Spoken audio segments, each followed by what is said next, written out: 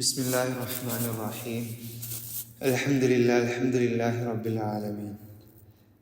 പ്രിയമുള്ള ഖുർആൻ വിജ്ഞാന പരീക്ഷയ്ക്ക് ഒരുങ്ങുന്ന പ്രിയപ്പെട്ട ഖുർആൻ പഠിതാക്കളെ, അസ്സലാമു അലൈക്കും വറഹ്മത്തുള്ളാഹി. നമ്മൾ നല്ലൊരു കാര്യത്തിന് വേണ്ടിയിട്ടാണ് ഇപ്പോൾ ഒരുങ്ങുന്നത്. അതായത് ഖുർആൻ പഠിക്കുക, അത് മനസ്സിലാക്കുക, അതനുസരിച്ച് ജീവിക്കാനുള്ള ഒരു ശ്രമം നടത്തുക എന്നുള്ള മഹത്തായ ഉദ്ദേശ ലക്ഷ്യത്തോടു കൂടിയിട്ടാണ് നമ്മളത് കേൾക്കാൻ ഒരുങ്ങുന്നത് എന്നറിയാം. അപ്പോൾ കുറച്ച് സമയം കൂടുതലുണ്ടാകും, ലോങ് ആയിരിക്കും വീഡിയോ, അതായത് ഓഡിയോ. അപ്പോൾ അത് പരമാവധി ശ്രദ്ധിച്ച് കേൾക്കാൻ ശ്രമിക്കാം. എഴുതിയെടുക്കാനുള്ള പോയിന്റുകളൊക്കെ എഴുതിയെടുക്കാനും ശ്രമിക്കാം ഇൻഷാ അല്ലാഹ്. നമ്മൾ സൂറത്തു ത്വലാഖും അതുപോലെ തന്നെ സൂറത്തു തഹരീമുമാണ് നമുക്ക് പഠിക്കാനുള്ളത്. ഇന്ന് നമ്മൾ പഠിക്കുന്നത് സൂറത്തു ത്വലാഖാണ്. സൂറത്തു ത്വലാഖ് എന്ന് പറഞ്ഞാൽ എന്താണ് എന്നുള്ളത് നിങ്ങൾക്കറിയോ? അതായത് നിങ്ങൾ കല്യാണം കഴിഞ്ഞിട്ടുള്ള ആളുകളായിരിക്കില്ല അല്ലേ, അത് കല്യാണം കഴിക്കാൻ പോകുന്ന ആളുകളായിരിക്കും. പക്ഷെ എന്നാലും ത്വലാഖിനെ പറ്റി നിങ്ങൾ കേട്ടിട്ടുണ്ടാകും, പത്രമാധ്യമങ്ങളിലുണ്ട്, അതുപോലെ തന്നെ മദ്രസയിൽ നിന്നും അതുപോലെ പ്രസംഗങ്ങളിൽ നിന്നും ഒക്കെ കേൾക്കാറുള്ള ഒരു വിഷയമാണല്ലേ ത്വലാഖ് എന്ന് പറഞ്ഞാൽ. അതായത് വിവാഹമോചനം എന്നാണ് ത്വലാഖിൻ്റെ അർത്ഥം. അപ്പോൾ ത്വലാഖ് എന്ന സൂറത്താണ് സൂറത്തു ത്വലാഖ്, അതാണ് നമ്മൾ പഠിക്കാൻ പോകുന്നത്. ഈ സൂറത്തു ത്വലാഖ് എവിടെയാണ് അവതരിച്ചത് എന്നറിയോ? അവതരിച്ചത് മദീനയിലാണ്. അതായത് മദനി സൂറത്താണ് സൂറത്തു ത്വലാഖ്. ഇതിൽ ആകെ 12 വചനങ്ങളാണ് ഉള്ളത്. 2 ഭാഗങ്ങളും വിഭാഗം, അതായത് റുക്കൂ എന്നാണ് പറയുന്നത്. 2 റുക്കൂവും ഈ സൂറത്തിലുണ്ട് എന്നുള്ളതാണ്. അപ്പോൾ നമുക്ക് എന്ത് ചെയ്യാം, ഈ സൂറത്ത് ആദ്യം മുതൽ നമുക്കിങ്ങനെ പഠിച്ചു പോകാം ഇൻഷാ അല്ലാഹ്. പരമാവധി ശ്രദ്ധിച്ചിരിക്കാൻ ശ്രമിക്കാം. ഇനി ശ്രദ്ധ തെറ്റുന്നുണ്ടെങ്കിൽ ഒന്ന് അങ്ങോട്ടും ഇങ്ങോട്ടൊന്ന് ഇളകിയിരുന്നിട്ട് ഒന്ന് ശ്രദ്ധ പരമാവധി ഇതിലേക്ക് കേന്ദ്രീകരിക്കാൻ ശ്രമിക്കും. കുറച്ച് ലോങ് ആയതുകൊണ്ടാണ് പിന്നെ പറയുന്നത് ഇൻഷാ അല്ലാഹ്. അള്ളാഹു അനുഗ്രഹിക്കട്ടെ. പരമാവധി ശ്രദ്ധിച്ചിരിക്കാനും അത് മനസ്സിലാക്കാനും ജീവിതത്തിൽ പകർത്താനും നമുക്ക് എന്ത് ചെയ്യട്ടെ, അള്ളാഹു തൗഫീഖ് നൽകി അനുഗ്രഹിക്കുമാറാകട്ടെ. അത് നമുക്ക് തുടങ്ങാം. അപ്പോൾ ബിസ്മില്ലാഹിർ റഹ്മാനിർ റഹീം. ബിസ്മില്ലാഹി അള്ളാഹുവിൻ്റെ നാമത്തിൽ, അർ റഹ്മാനി പരമകാരുണ്യകൻ, അർ റഹീം കരുണാനിധി. പരമകാരുണ്യകനും കരുണാനിധിയുമായ അള്ളാഹുവിൻ്റെ നാമത്തിൽ നമുക്ക് തുടങ്ങാം അല്ലേ. ഒന്നാമത്തെ ആയത്ത്, യാ അയ്യുഹൻ നബിയ്യു ഇദാ തല്ലഖ്തുമുൻ നിസാഅ ഫതല്ലിഖൂഹുന്ന ലിഇദ്ദതിഹിന്ന വഅഹ്സുൽ ഇദ്ദ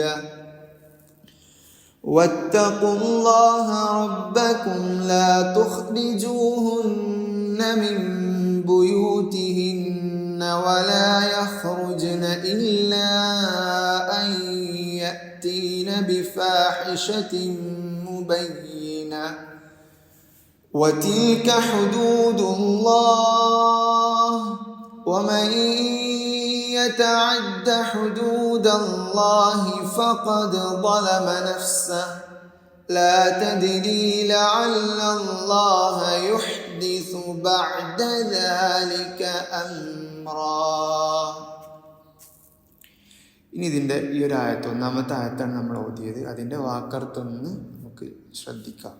യാ അയ്യുഹൻ നബിയു, ഹേ നബിയെ, ഇദാ തല്ലഖ്തുമുൻ നിസാഅ, സ്ത്രീകളെ നിങ്ങൾ വിവാഹമോചനം ചെയ്താൽ, ഇദാ തല്ലഖ്തും നിങ്ങൾ വിവാഹമോചനം ചെയ്താൽ, അന്നിസാഅ സ്ത്രീകളെ, ഫതല്ലിഖൂഹുന്ന എന്നാൽ അവരെ മോചനം ചെയ്യുവീൻ, ലിഇദ്ദതിഹിന്ന അവരുടെ ഇദ്ദയിലേക്ക്, ഇദ്ദ സമയത്തേക്ക്, വഅഹ്സു നിങ്ങൾ കണക്കാക്കുകയും ചെയ്യുവീൻ, അൽ ഇദ്ദത ഇദ്ദയെ, വത്തഖുല്ലാഹ അള്ളാഹുവിനെ സൂക്ഷിക്കുകയും ചെയ്യുവീൻ, റബ്ബക്കും നിങ്ങളുടെ രക്ഷിതാവായ, ലാ തുഖ്രിജൂഹുന്ന അവരെ നിങ്ങൾ പുറത്താക്കരുത്, മിൻ ബുയൂതിഹിന്ന അവരുടെ വീടുകളിൽ നിന്ന്, വലാ യഖ്റുജ്ന അവർ പുറത്തു പോകുകയും അരുത്, ഇല്ലാ അൻ യഅ്തീന അവർ വന്നാലല്ലാതെ, ബിഫാഹിഷത്തിൻ വല്ല നീചവൃത്തിയുമായി വഷളവൃത്തിയുമായി വന്നാലല്ലാതെ, മുബയ്യിനത്തിൻ വ്യക്തമാക്കുന്ന പ്രത്യക്ഷത്തിലുള്ളതായ ഒരു വൃത്തിയുമായി അതല്ലെങ്കിൽ നീചവൃത്തിയുമായി വന്നാലല്ലാതെ അവർ പുറത്തു പോവുകയും ചെയ്യരുത്, അവരെ പുറത്താക്കുകയും ചെയ്യരുത്. വതിൽക അത് ഹുദൂദുല്ലാഹ് അള്ളാഹുവിൻ്റെ നിയമങ്ങളാകുന്നു. വമൻ യതഅദ്ദ ആരാണോ അത് വിട്ടുകടക്കുന്നത്, ഹുദൂദല്ലാഹി അള്ളാഹുവിൻ്റെ അതിർത്തികളെ, ഫഖദ് ളലമ എന്നാൽ തീർച്ചയായും അവൻ അക്രമം ചെയ്തു, നഫ്സഹു തന്നോട്, തൻ്റെ ആത്മാവിനോട്, സ്വന്തത്തോട്. ലാ തദ്രി നീ അറിയുകയില്ല, ലഅല്ലല്ലാഹ അള്ളാഹു ആയേക്കാം, യുഹ്ദിസു ഉണ്ടാക്കുക, ബഅദ ദാലിക അതിനുശേഷം, അംറ വല്ല കാര്യവും. ഇതിൻ്റെ മുഴുവനായിട്ടുള്ള വാക്കർത്ഥത്തിലേക്കൊന്ന് പോവാം. ഹേ നബിയെ, നിങ്ങൾ സ്ത്രീകളെ, അതായത് ഭാര്യമാരെ വിവാഹമോചനം ചെയ്യുന്നതായാൽ അവരുടെ ഇദ്ദ സമയത്തേക്ക് അവരെ മോചനം ചെയ്യുവീൻ. ഇദ്ദയെ നിങ്ങൾ എണ്ണിക്കണക്കാക്കുകയും ചെയ്യണം. നിങ്ങളുടെ രക്ഷിതാവായ അള്ളാഹുവിനെ സൂക്ഷിക്കുകയും ചെയ്യുവീൻ. അവരുടെ വീടുകളിൽ നിന്ന് നിങ്ങൾ അവരെ പുറത്താക്കരുത്, അവർ പുറത്തു പോകുകയും ചെയ്യരുത്. പ്രത്യക്ഷത്തിലുള്ളതായ വല്ല നീചവൃത്തിയും അവർ കൊണ്ടുവന്നാലല്ലാതെ അവരെന്ത് ചെയ്യരുത്, പുറത്തു പോവുകയോ ചെയ്യരുത്, പുറത്താക്കുകയും ചെയ്യരുത്. അത് എല്ലാം അള്ളാഹുവിൻ്റെ നിയമാതിർത്തികളാകുന്നു. അള്ളാഹുവിൻ്റെ നിയമാതിർത്തികളെ ആർ വിട്ടുകടക്കുന്നുവോ തീർച്ചയായും അവൻ തന്നോട് തന്നെ അക്രമം പ്രവർത്തിച്ചിരിക്കുന്നു, നിനക്കറിഞ്ഞുകൂടാ. അതിനുശേഷം അള്ളാഹു വല്ല കാര്യവും പുത്തനായി ഉണ്ടാക്കിയേക്കാം. ഇതിൻ്റെ വിശദീകരണത്തിലേക്ക് പോകുമ്പോൾ, അതായത് ഈ ഒരു ആയത്തിൽ എന്താണ് അള്ളാഹു സുബ്ഹാനഹു വ തആല പറയുന്നത് എന്ന് കൃത്യമായിട്ട് മാന്യമൗലവി നമുക്ക് വിശദീകരിച്ച് പറഞ്ഞു തരുന്നുണ്ട്. അതൊന്ന് നമുക്കൊന്ന് വായിച്ചു നോക്കാം. വിവാഹമോചന വിഷയകമായി മുസ്ലിം സമുദായം അനുഷ്ഠിക്കേണ്ടുന്ന പല നിയമങ്ങളും നബി സല്ലല്ലാഹു അലൈഹി വസല്ലമ തിരുമേനിയെ സംബോധന ചെയ്തുകൊണ്ട് അള്ളാഹു ഈ അധ്യായത്തിൽ വിവരിക്കുന്നുണ്ട്. വിവാഹമോചനം, ത്വലാഖ് മൂലമോ മറ്റോ വിവാഹബന്ധം വേർപ്പെടുമ്പോൾ ആ സ്ത്രീ ഗർഭവതിയാണോ അല്ലേ എന്നറിയുക.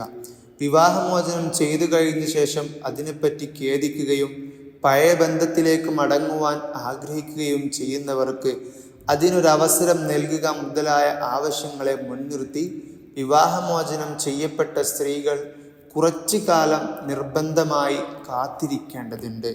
ഈ കാലത്തിനാണ് ഇദ്ദ എന്ന് പറയുന്നത്. ഇദ്ദയെ സംബന്ധിച്ചിടത്തോളം സ്ത്രീകൾ പലതരക്കാരുണ്ട്. ഒന്ന്, ഭർത്താവിന് മരണം കൊണ്ട് വേർപെട്ടവൾ, അതായത് ഭർത്താവിൻ്റെ മരണം കൊണ്ട് ആ സ്ത്രീ വേർപെട്ടു പോയി, അതായത് ആ സ്ത്രീ വിധവയായിപ്പോയി. അങ്ങനെയുള്ള ആളുകളാണെങ്കിൽ അവളുടെ ഇദ്ദ കാലം എന്ന് പറയുന്നത് 4 മാസവും 10 ദിവസവുമാകുന്നു എന്നുള്ളതാണ്. 2-ാം അധ്യായം സൂറത്തു ബഖറയിലെ 234-ാമത്തെ വചനത്തിലൂടെ അള്ളാഹു ഇത് പറയുന്നുമുണ്ട്. രണ്ടാമത്തെ ആളുകൾ എന്ന് പറയുന്നത് ഭർത്താവുമായി സ്പർശനമുണ്ടാകുന്നതിന് മുമ്പ് തന്നെ ത്വലാഖ് ചെയ്യപ്പെട്ട ഒരു സ്ത്രീ. ആ സ്ത്രീയെ സംബന്ധിച്ചിടത്തോളം ആ സ്ത്രീ എന്ത് ചെയ്യേണ്ടതില്ല, ഇദ്ദ ആചരിക്കേണ്ടതില്ല എന്നുള്ളതാണ്. മൂന്നാമത്തെ വിഷയം, ഗർഭമുണ്ടെന്ന് അറിയപ്പെട്ട ഒരു സ്ത്രീ. നാലാമത്തെ വിഷയം, ആർത്തവ രക്തം ഉണ്ടാവാതിരിക്കുകയോ ഉണ്ടായ ശേഷം അത് നിലച്ചു പോവുകയോ ചെയ്ത സ്ത്രീകൾ. ഈ 2 കൂട്ടരുടെയും ഇദ്ദയെക്കുറിച്ച് താഴെയുള്ള വചനങ്ങളിൽ അല്ലാഹു സുബ്ഹാനഹു വ തആല പ്രസ്താവിക്കുന്നുണ്ട്. അപ്പോൾ നമുക്ക് മനസ്സിലാക്കുകയും ചെയ്യാം. അഞ്ചാമത്തെ ഒരു കൂട്ടം ആളുകൾ എന്ന് പറയുന്നത് ആർത്തവവും ആർത്തവശുദ്ധിയും ഉണ്ടാകാറുള്ള സ്ത്രീകൾ. ഇവളുടെ ഇദ്ദകാലം എന്ന് പറയുന്നത് 3 ആർത്തവശുദ്ധി കഴിയുന്ന കാലമാണ്. 2-ാം അധ്യായം സൂറത്ത് ബഖറയിലെ 228-ാമത്തെ വചനത്തിലൂടെ അള്ളാഹു ഇത് വിവരിക്കുന്നുമുണ്ട്. ഇങ്ങനെയുള്ളവരായിരിക്കും വിവാഹമോചനം ചെയ്യപ്പെടുന്ന സ്ത്രീകളിൽ അധിക ഭാഗവും.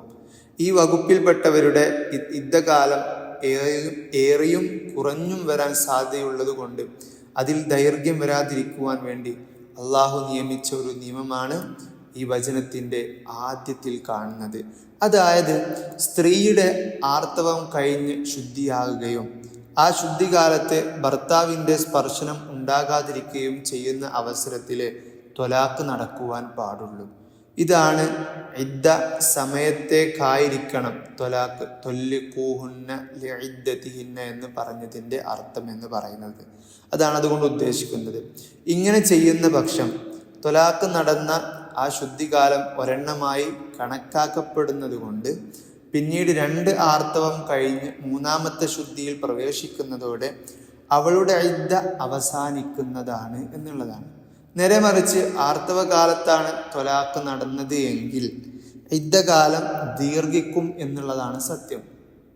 ഇനി ശുദ്ധികാലത്ത് തന്നെയാണെങ്കിലും അക്കാലത്ത് ഭർത്താവിൻ്റെ സ്പർശനമുണ്ടായിട്ടുണ്ടെങ്കിലും അതുമൂലം അവൾ ഗർഭവതിയാകുവാനും അങ്ങനെ ഇദ്ദകാലം ദീർഘിക്കുവാനും കാരണമായി തീരുമെന്നുള്ളതാണ്.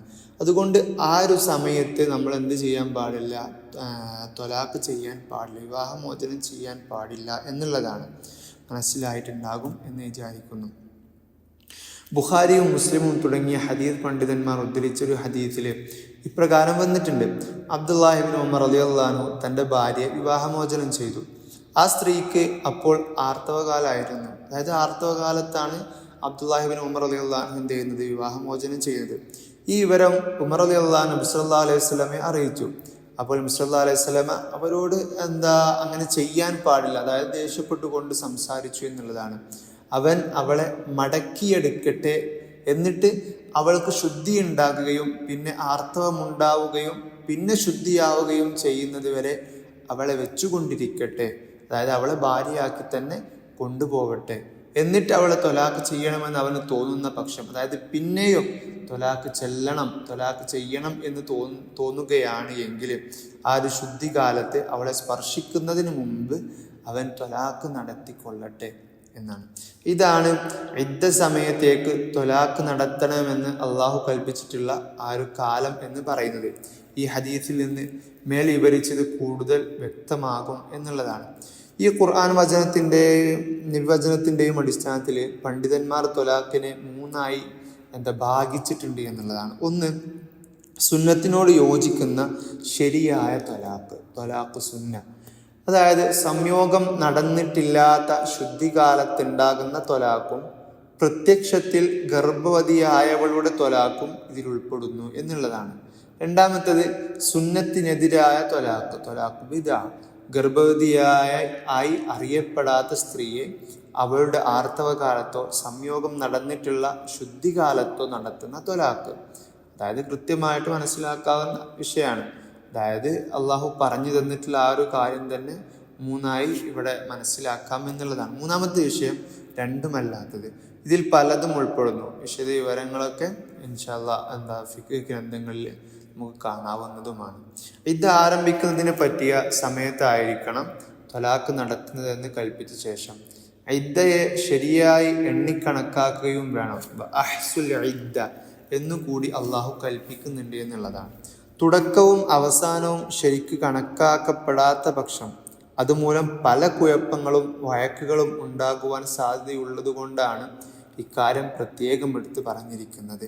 പഴയ വിവാഹ ബന്ധത്തിലേക്ക് തന്നെ മടക്കിയെടുക്കൽ, പുതിയ വിവാഹ കാര്യം ആലോചിക്കൽ, യുദ്ധകാലത്ത് ഭക്ഷണ ചിലവും താമസ സൗകര്യവും നൽകൽ മുതലായ കാര്യങ്ങളെല്ലാം ആ കാലത്തെ ആശ്രയിച്ച് തീരുമാനിക്കപ്പെടേണ്ടതുണ്ടല്ലോ.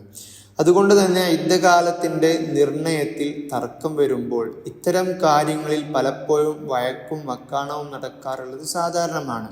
എന്നാൽ വത്തഖുല്ലാഹ റബ്ബക്കും, നിങ്ങളുടെ രക്ഷിതാവായ അള്ളാഹുവിനെ സൂക്ഷിക്കുകയും വേണം എന്ന വാക്യം ഇക്കാര്യത്തിൽ ഗൗരവത്തെയും കണിശതയെയും കണക്കാക്കുന്നു എന്നുള്ളതാണ്. നമ്മുടെ നാടുകളിൽ മുസ്ലിങ്ങൾക്കിടയിൽ തീരെ വിസ്മരിക്കപ്പെട്ടിരിക്കുന്നതും അതേസമയത്ത് അള്ളാഹു ശക്തവും വ്യക്തവുമായി ഭാഷയിൽ ശാസിച്ചിട്ടുള്ളതുമായ ഒരു നിയമമാണ് മറ്റൊന്ന്.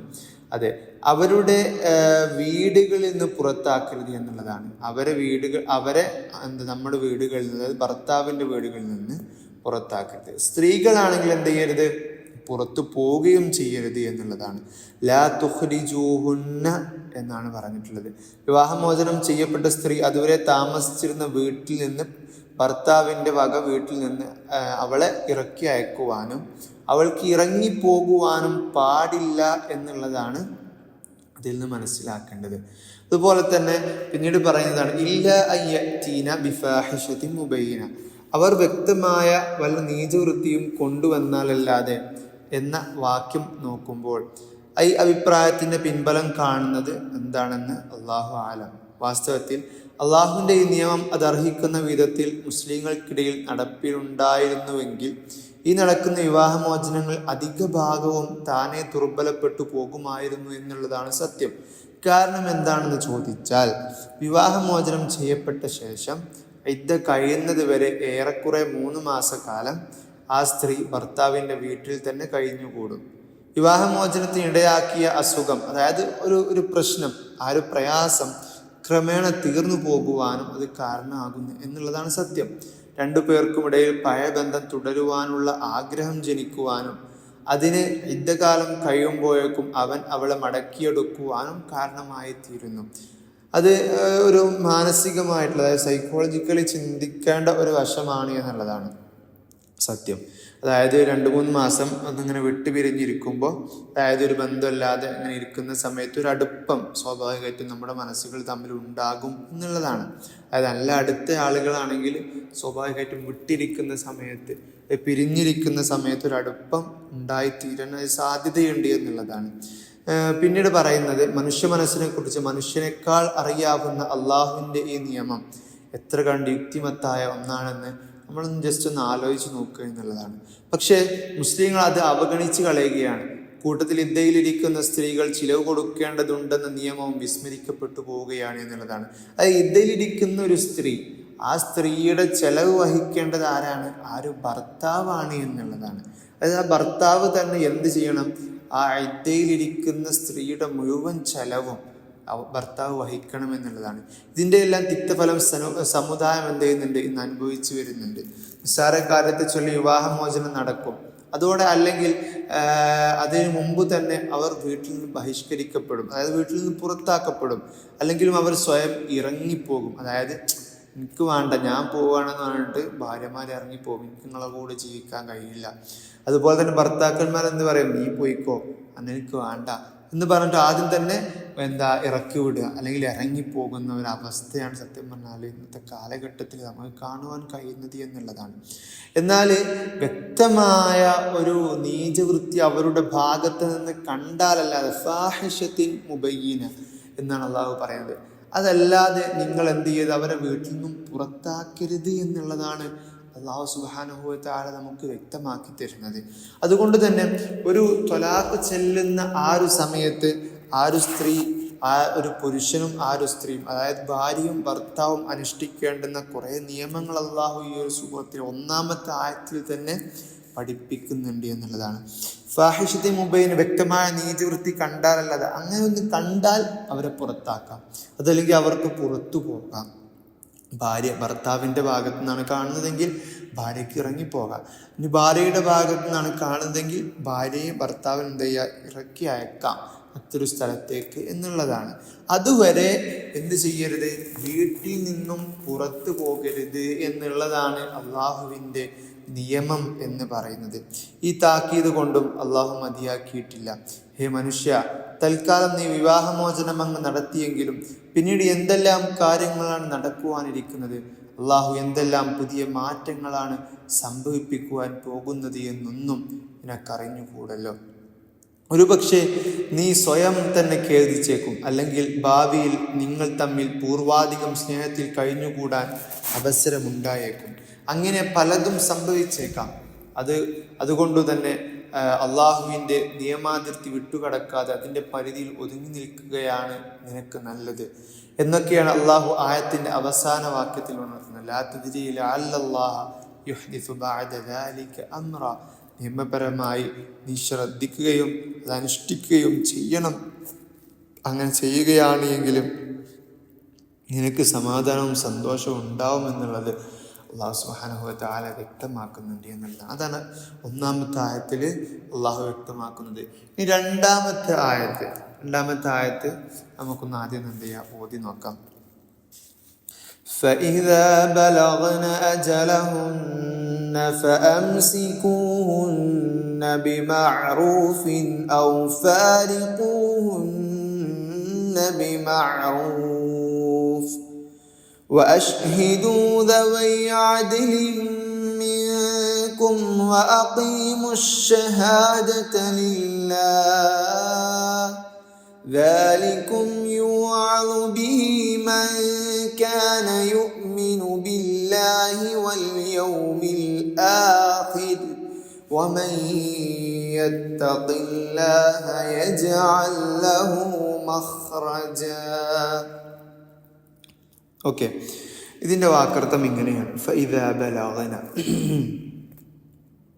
അങ്ങനെ അവർ എത്തുമ്പോൾ, അജലഹുന്ന, അവരുടെ അവധിക്കലെത്തുമ്പോൾ, ഫഅംസികൂഹുന്ന, എന്നാൽ അവരെ വെച്ചുകൊണ്ടിരിക്കുക, ബിമഅറൂഫിൻ, സദാചാരപ്രകാരം, അതായത് നല്ല മര്യാദയോട് കൂടിയിട്ട്, ഔഫാരിഖൂഹുന്ന, അല്ലെങ്കിൽ അവരുമായി വേർപിരിയുക, ബിമഅറൂഫിൻ, മര്യാദ പ്രകാരം, മര്യാദയോട് കൂടിയിട്ട് തന്നെ, വഅശ്ഹിദു, സാക്ഷ്യപ്പെടുത്തുകയും ചെയ്യുക, ദവൈ ആദിലിൻ, രണ്ട് നീതിമാന്മാരെ, മിൻകും, നിങ്ങളിൽ നിന്നുള്ള, വഅഖീമു, നിങ്ങൾ നിലനിർത്തുകയും ചെയ്യുവിൻ, അശ്ശഹാദത, സാക്ഷ്യത്തെ, ലില്ലാഹ്, അല്ലാഹുവിന് വേണ്ടി, ദാലിക്കും, അതൊക്കെ, യുഅദു ബിഹി, അത് മുഖേന ഉദ്ദേശിക്കപ്പെടുന്ന, മൻ കാന യുഅ്മിനു, വിശ്വസിച്ചു വരുന്നവരോട്, ബില്ലാഹി, അല്ലാഹുവിൽ, വൽ യൗമിൽ ആഖിർ, അന്ത്യദിനത്തിലും, വമൻ യത്തഖില്ലാഹ, ആർ അല്ലാഹുവിനെ സൂക്ഷിക്കുന്നുവോ, യജ്അൽ ലഹു, അവന് ആക്കും, ഏർപ്പെടുത്തും, മഖ്റജ, ഒരു മാർഗം, ഒരു പോം വഴി അവൻ അവർക്ക് ഒരുക്കി കൊടുക്കുമെന്നുള്ളതാണ്. അങ്ങനെ ആ സ്ത്രീകൾ അവരുടെ അവധിക്കലെത്തുമ്പോൾ നിങ്ങൾ അവരെ മര്യാദ പ്രകാരം വെച്ചുകൊള്ളുകയോ അല്ലെങ്കിൽ മര്യാദ പ്രകാരം അവരുമായി പിരിയുകയും ചെയ്യുക. നിങ്ങളിൽ നിന്നുള്ള രണ്ട് നീതിമാന്മാരെ സാക്ഷ്യപ്പെടുത്തുകയും അള്ളാഹുവിനു വേണ്ടി സാക്ഷ്യം നിലനിർത്തുകയും ചെയ്യുക. അള്ളാഹുവിലും അന്ത്യദിനത്തിലും വിശ്വസിച്ച് വരുന്നവർക്ക് ഉപദേശം നൽകപ്പെടുന്നതാണ് ഇതൊക്കെ. ആരല്ലാഹുവിനെ സൂക്ഷിക്കുന്നുവോ അവന് ഒരു പോം വഴി ഏർപ്പെടുത്തി കൊടുക്കും. മൂന്നാമത്തെ ആയത്ത്, വയർസുഖുഹു മിൻ ഹൈഥു ലാ യഹ്തസിബ്, വയർസുഖുഹു മിൻ ഹൈഥു ലാ യഹ്തസിബ് വമൻ യതവക്കൽ അലല്ലാഹി ഫഹുവ ഹസ്ബുഹു ഇന്നല്ലാഹ ബാലിഗു അംരിഹി ഖദ് ജഅലല്ലാഹു ലികുല്ലി ശൈഇൻ ഖദറാ. വയർസുഖുഹു, അവൻ ഉപജീവന മാർഗം, ആഹാരം നൽകുകയും ചെയ്യും, മിൻ ഹൈഥു, വിധത്തിൽ കൂടി, ലാ യഹ്തസിബ്, അവൻ കണക്കാക്കാത്ത വിധത്തിൽ കൂടി അവൻ ആഹാരം നൽകുകയും ചെയ്യും. വമൻ യതവക്കൽ, ആർ ബരമേൽപ്പിക്കുന്നുവോ, അലല്ലാഹ്, അല്ലാഹുവിൻ്റെ മേൽ, ഫഹുവ ഹസ്ബുഹു, എന്നാൽ അവൻ അനുമതി, ഫഹുവ ഹസ്ബുഹു, എന്നാൽ അവൻ അനുമതി, ഇന്നല്ലാഹ, നിശ്ചയമായും അല്ലാഹു, ബാലിഗു, പ്രാപിക്കുന്നവനാണ്, എത്തിച്ചേരുന്നവനാണ്, അംരിഹി, തൻ്റെ കാര്യത്തിൽ, ഖദ് ജഅലല്ലാഹു, അല്ലാഹു ആക്കിയിട്ടുണ്ട്, ലികുല്ലി ഷൈഇൻ, എല്ലാ കാര്യത്തിനും, വസ്തുവിനും, ഖദറ, ഒരു നിർണയം, കണക്ക്, തോത് ആക്കിയിട്ടുണ്ട് എന്നുള്ളതാണ്. മാത്രമല്ല അവൻ കണക്കാക്കാത്ത വിധത്തിലൂടെ അവൻ ഉപജീവന മാർഗം നൽകുകയും ചെയ്യുന്നതാണ്. അല്ലാഹുവിൻ്റെ മേൽ ഭരമേൽപ്പിക്കുന്നവോ അവന് തന്നെ മതിയാകും. ആരും മനുഷ്യന്, അള്ളാഹുവിൻ്റെ മേൽ ഭരമേൽപ്പിക്കപ്പെടുന്ന ആരും മനുഷ്യന് നിശ്ചയമായും അള്ളാഹു തൻ്റെ ഉദ്ദിഷ്ട കാര്യം പ്രാപിക്കുന്നവനാണ്. എല്ലാ കാര്യത്തിനും അള്ളാഹു ഒരു നിർണയം, വ്യവസ്ഥ ഏർപ്പെടുത്തിയിട്ടുണ്ട് എന്നുള്ളതാണ്. രണ്ടാമത്തെ ആയത്തിൽ അള്ളാഹു സുബ്ഹാനഹു വ തആല പറയുന്നത്, അങ്ങനെ ത്വലാഖ് ചൊല്ലി ആ ഒരു ഇദ്ദകാലം അവസാനിക്കുന്ന ആ ഒരു സന്ദർഭം എത്തിയാൽ നിങ്ങൾ എന്ത് ചെയ്യണം? നിങ്ങൾ ഒന്നെങ്കിൽ അവരെ തിരിച്ചെടുക്കണം, അതല്ലെങ്കിൽ വേർപിരിയണം. അതായത് വേർപിരിയുകയാണെങ്കിലും അതല്ലെങ്കിൽ തിരിച്ചെടുക്കുകയാണെങ്കിലും നമ്മൾ ചെയ്യേണ്ടത് എന്താണെന്ന് ചോദിച്ചാൽ അവിടെയെല്ലാം നല്ല രൂപത്തിൽ മര്യാദയോടുകൂടി അവിടെ പിരിയുകയാണെങ്കിൽ പിരിയുക, അല്ലെങ്കിൽ തിരിച്ചെടുക്കുകയാണെങ്കിൽ തിരിച്ചെടുക്കുകയും ചെയ്യുക എന്നുള്ളതാണ്. അങ്ങനെ തിരിച്ചെടുക്കുകയാണെങ്കിലും പിരിയുകയാണെങ്കിൽ നമ്മൾ ചെയ്യേണ്ടത് 2 സാക്ഷികളെ അവർ കൊണ്ടുവരണം എന്നുള്ളതാണ്. മര്യാദക്കാരായ നല്ലവരായ 2 മുസ്ലിങ്ങളെ സാക്ഷിയായി നിർത്തണം എന്നുള്ളതാണ്. അതെന്തിനാണെന്ന് ചോദിച്ചാൽ പിന്നീട് അതിൻ്റെ പേരിൽ ഒരു തർക്കമോ പ്രശ്നമോ ഉണ്ടാവാതിരിക്കാൻ വേണ്ടിയിട്ടാണ്. അതുപോലെ തന്നെ ആ ഒരു സാക്ഷ്യം, ആ ഒരു സത്യം അത് തെളിയിക്കാൻ വേണ്ടിയിട്ട് നമ്മൾ എന്ത് ചെയ്യണം? ആ ഒരു സാക്ഷ്യം അത് അള്ളാഹുവിൻ്റെ പേരിൽ തന്നെ അത് ചെയ്യണം എന്നുള്ളതാണ് അള്ളാഹു സുബ്ഹാനഹു വ തആല ഈ ഒരു ആയത്തിലൂടെ പറയുന്നത്. അങ്ങനെ അള്ളാഹുവിനെ സൂക്ഷിച്ച് നിങ്ങൾ ജീവിക്കുകയാണ് എങ്കിൽ, അതായത് അള്ളാഹു പറഞ്ഞ ഈ നിയമങ്ങളെല്ലാം അനുസരിച്ചുകൊണ്ട് നിങ്ങൾ ജീവിക്കുകയാണ് എങ്കിൽ, അള്ളാഹു പറയുന്നു നിങ്ങൾക്കുള്ള ഉപജീവന മാർഗം ഞാൻ നിങ്ങൾക്ക് എത്തിച്ചു തരും.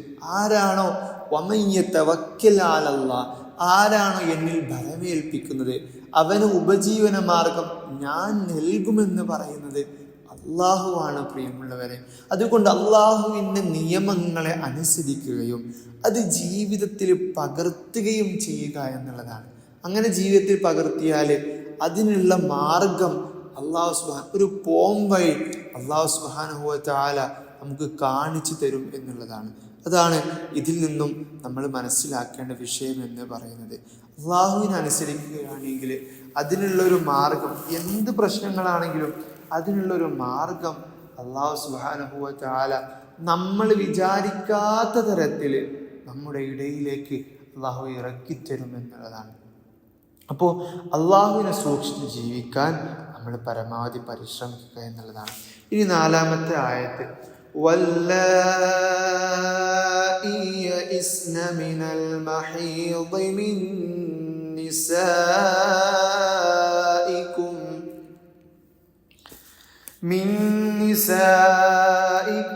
ഇൻ ഇർതബ്തും ഫഇദ്ദതുഹുന്ന 3 അശ്ഹുർ واللائي لم يحضن وأولاة الأحمال أجلهن أن يضعن حملهن ومن يتق الله يجعل له من أمره يسرا. واللائي യാതൊരു സ്ത്രീകൾ യഇസ്ന നിരാശപ്പെട്ട മിനൽ മഹീദ് ആർത്തവത്തെ സംബന്ധിച്ച് മിൻ നിസായിക്കും നിങ്ങളുടെ സ്ത്രീകളിൽ നിന്ന് ഇനിർത്തബത്തും നിങ്ങൾ സംശയപ്പെടുന്ന പക്ഷം ഫഇദ്ദതുഹുന്ന എന്നാൽ അവരുടെ ഇദ്ദ 3 അശ്ഹുർ 3 മാസമാണ്. വല്ലായി യാതൊരു സ്ത്രീകളുടെയും ലം യഹിദൻ ആർത്തവമുണ്ടാകാത്ത സ്ത്രീകളാണെങ്കിൽ വഉലാത്തുൽ അഹ്മാലി ഗർഭമുള്ള സ്ത്രീകളാണെങ്കിൽ അജലുഹുന്ന അവരുടെ അവധി അയ്യദഅന അവർ പ്രസവിക്കലാണ്, ഹംലഹുന്ന അവരുടെ ഗർഭം, വമൻ യത്തഖില്ലാഹ ആർ സൂക്ഷിക്കുന്നുവോ അല്ലാഹുവിനെ, യജ്അൽ ലഹു അവന് ഉണ്ടാക്കി ഏർപ്പെടുത്തി കൊടുക്കും, മിൻ അംരിഹി അവൻ്റെ കാര്യത്തെ സംബന്ധിച്ച് യുസ്ര എളുപ്പം സൗകര്യം ഏർപ്പെടുത്തി കൊടുക്കുമെന്നുള്ളതാണ്.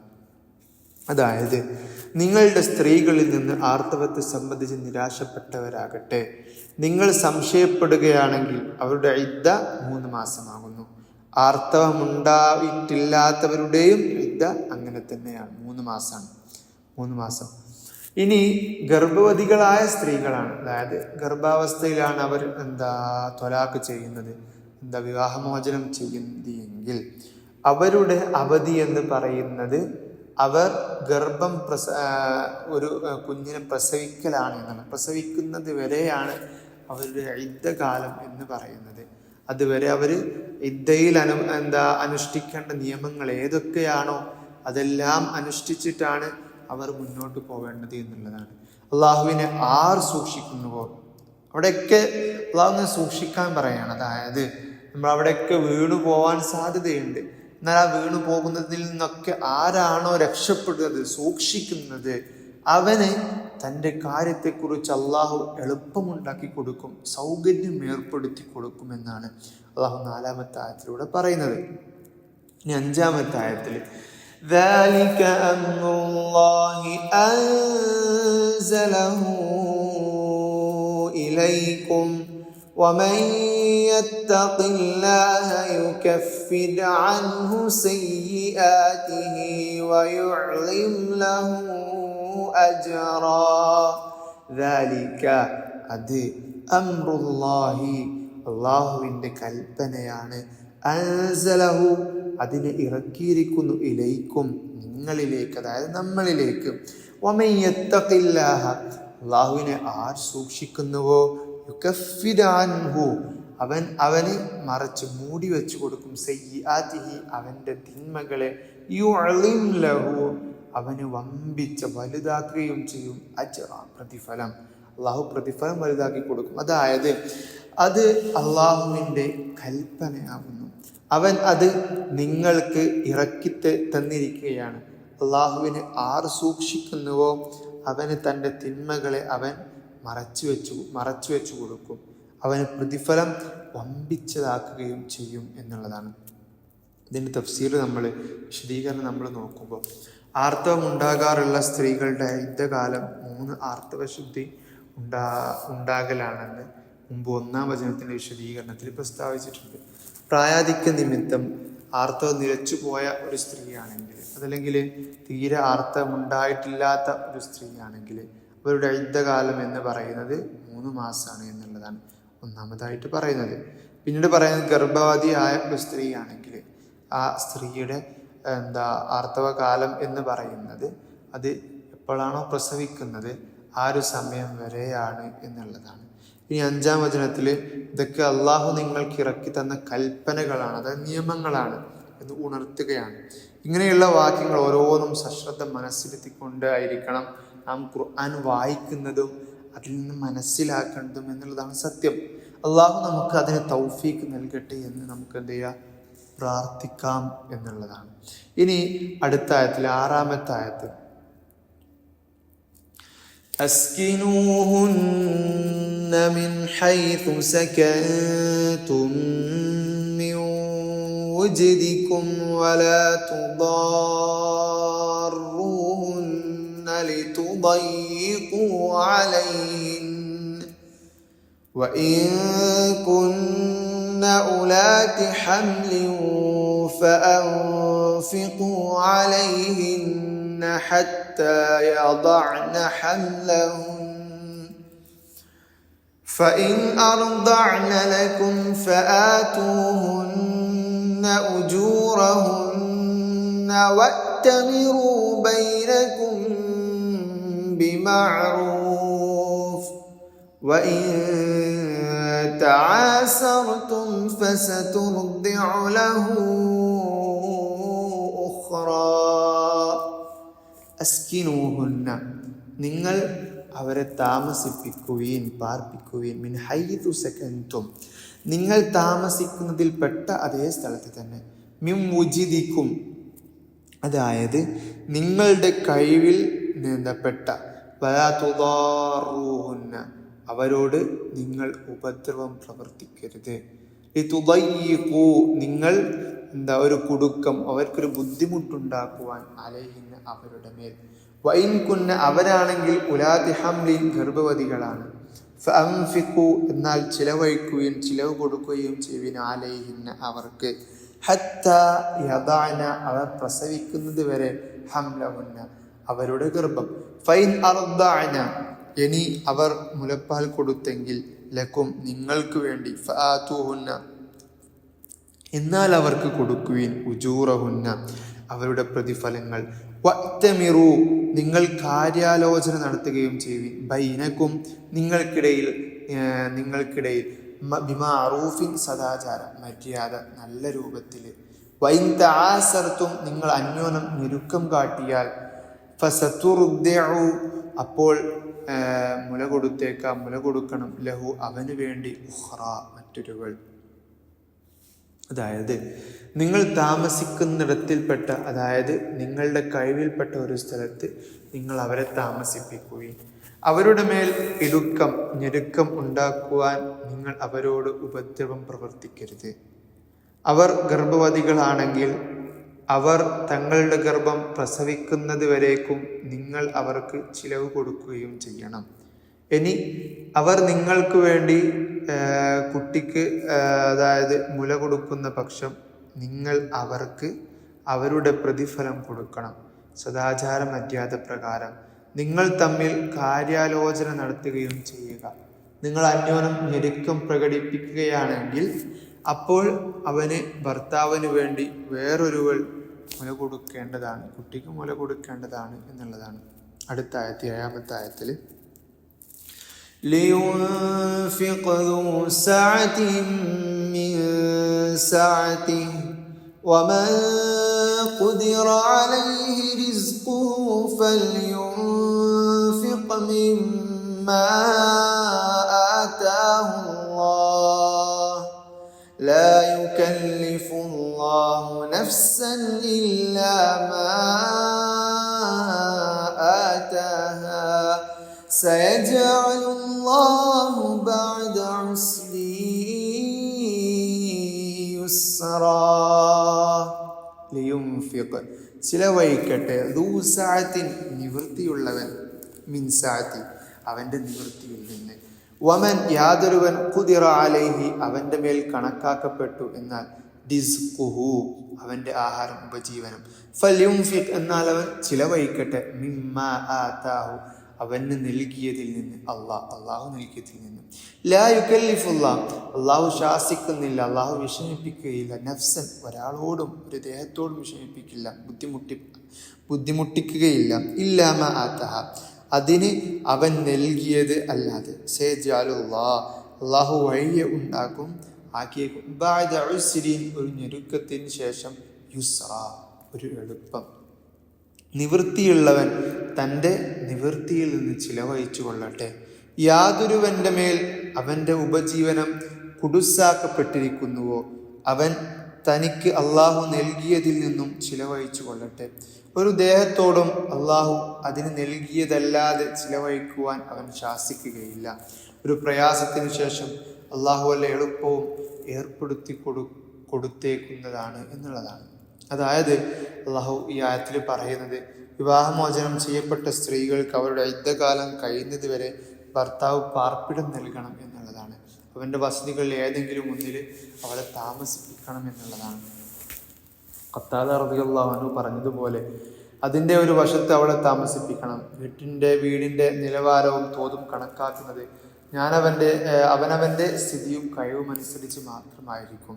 ഏതെങ്കിലും വിധേന അവളുടെ സ്വൈര്യം കെടുത്തുവാൻ വിഷമിപ്പിക്കുവാനോ പാടില്ല എന്നുള്ള ഭർത്താവിനെ സംബന്ധിച്ചിടത്തോളം അവളെ ബുദ്ധിമുട്ടിക്കുന്ന ഒരവസ്ഥ ഒരിക്കലും ഉണ്ടാവരുത്. അവൾ ഗർഭവതിയാണെന്ന് കണ്ടാൽ പ്രസവം കഴിയുന്നത് വരെ അവളുടെ ചിലവ് നോക്കുകയും ചെയ്യണം എന്നുള്ളതാണ്. ഈ പ്രസവാനന്തരം കുട്ടിക്ക് അവൾ തന്നെ മുല കൊടുക്കുന്ന പക്ഷം അതാണ് വേണ്ടത്. എന്നാൽ അവൾ മുല കൊടുക്കുന്നതാണ് എങ്കിൽ അവൾക്ക് എന്ത് ചെയ്യണം, അതിനുള്ള പ്രതിഫലം നൽകണം എന്നുള്ളതാണ്. അവൾ മുല കൊടുക്കാൻ തയ്യാറാവുന്നില്ലെങ്കിൽ മറ്റൊരു സ്ത്രീയെ എന്ത് ചെയ്യണം, മുല കൊടുക്കാൻ ഏൽപ്പിക്കണം എന്നുള്ളതും അള്ളാഹു പറയുന്നുണ്ട് എന്നുള്ളതാണ്.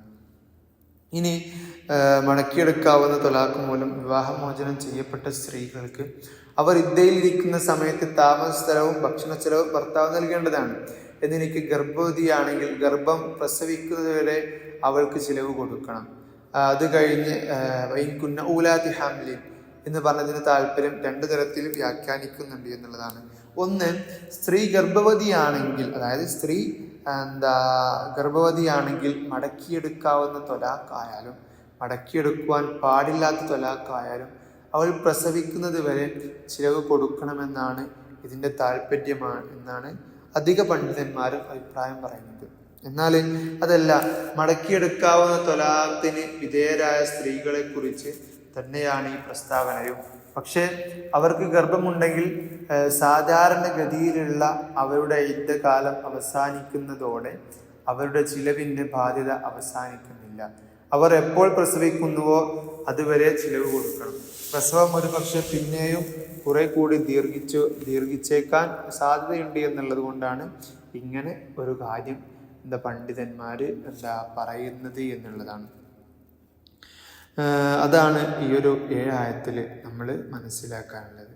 അപ്പോൾ അള്ളാഹു സുബ്ഹാനഹു വ തആല ഇദ്ദയിൽ ത്വലാഖിനെ പറ്റി ഓരോ കാര്യങ്ങളും, ത്വലാഖ് എപ്പോൾ ചെയ്യണം, എങ്ങനെ ചെയ്യണം, അതിൻ്റെ രൂപങ്ങളും ഒക്കെ ഘട്ടം ഘട്ടമായിട്ട് അള്ളാഹു സുബ്ഹാനഹു വ തആല പഠിപ്പിച്ചു തരുന്നുണ്ട് എന്നുള്ളതാണ്. അതെന്ത് ചെയ്യുക, നമ്മളൊന്ന് മനസ്സിലാക്കുക. ഒരു പ്രാവശ്യം വായിച്ച് നോക്കാൻ കഴിയുമെന്നുണ്ടെങ്കിൽ ഒന്ന് വായിച്ചു നോക്കാൻ നമ്മൾ ശ്രമിക്കുക. ഇത് പെട്ടെന്ന് ഓടിച്ചു പോവുക എന്നുള്ളതായതുകൊണ്ട് കൂടുതലായിട്ട് വിശദീകരിക്കാൻ ശ്രമിച്ചിട്ടില്ല. മാത്രമല്ല ഇപ്പം തന്നെ എന്താ ചെയ്തിട്ടുണ്ട്, 40 മിനിറ്റ് ആയിട്ടുണ്ട് എന്നുള്ളതാണ് സത്യം. ഇതുവരെ കേട്ടിരുന്നിട്ടുണ്ടെങ്കിൽ സത്യം പറയാൻ നിങ്ങളൊരു സംഭവമാണ്. മാഷാ അല്ലാ, അള്ളാഹു നിങ്ങൾക്ക് സ്വർഗം നൽകി അനുഗ്രഹിക്കുമാറാകട്ടെ. ഈ ഒരു സമയം അള്ളാഹു ഏറ്റവും നല്ല സമയമാക്കി തീർക്കുമാറാകട്ടെ എന്ന് പ്രാർത്ഥിക്കുകയാണ്. ഈ ഒരു വിഷയം ഈ ഒരു ആയത്തുകൾ ആവർത്തിച്ച് കേൾക്കാൻ ശ്രമിക്കുക. ഒന്നോ രണ്ടോ പ്രാവശ്യം ജസ്റ്റ് ഒന്ന് വായിച്ച് നോക്കാനുകൂടെ ശ്രമിക്കുക. എന്നിട്ട് എക്സാമിന് പോകാൻ ശ്രമിക്കുക. ഇൻഷാ അല്ലാ അള്ളാഹു എളുപ്പമാക്കി തരട്ടെ. അള്ളാഹു പറഞ്ഞത് മൻ യതവക്കൽ അലല്ലാഹി ഫഹുവ ഹസ്ബുഹു ഇന്നല്ലാഹ ബാലിഗു അംരിഹി ഖദ് ജഅല അല്ലാഹു ലികുല്ലി ഷൈഇൻ ഖദറ. അതുപോലെ തന്നെ അള്ളാഹു എന്ത് ചെയ്യും, എളുപ്പമാക്കി തരുമെന്നുള്ളതാണ് പറഞ്ഞിട്ടുള്ളത്. അപ്പോൾ ആ എളുപ്പത്തിന് വേണ്ടിയിട്ട് നമ്മൾ എന്ത് ചെയ്യുക, നമ്മൾ ശ്രമിക്കുക എന്നുള്ളതാണ്. നമ്മൾ പരമാവധി സയജഅലുല്ലാഹു ബഅദ ഉസ്രി യുസ്റ. എന്തെങ്കിലും പ്രയാസം ഉണ്ടെങ്കിലും ഇത്ര നേരം നമ്മൾ ഇത് കേട്ടു ശ്രവിച്ചു എന്നുള്ളത് കൊണ്ട് തന്നെ അള്ളാഹു അതിന് ശേഷം ഒരു എളുപ്പം കാണിച്ചു തരുന്നു എന്നുള്ളതാണ്. അല്ലാഹു സുബ്ഹാനഹു വ തആല തൗഫീഖ് നൽകി അനുഗ്രഹിക്കുമാറാകട്ടെ. അസ്സലാമു അലൈക്കും വറഹ്മത്തുള്ളാഹി.